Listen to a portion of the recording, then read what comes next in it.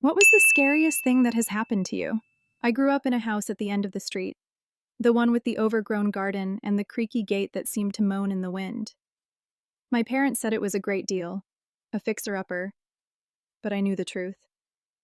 The house was old, and it feeling like it was watching me from the moment we moved in. At first, it was just little things. Doors would slam shut on their own, and I'd hear whispers in the hallway when no one was around. But as time went on, they got worse. I'd see things out of the corner of my eye, a shadowy figure darting around the kitchen, or a face in the window when I was doing my homework.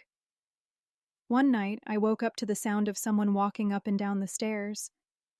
I froze, my heart pounding, as the creaks and groans got louder and louder. It sounded like someone was coming for me.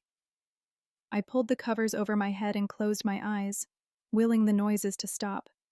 But they didn't. They just kept going, like someone was trying to scare me out of my own bedroom. I finally worked up the courage to peek out from under the covers. That was when I saw her, a little girl in a yellow sundress with a face as white as the moon.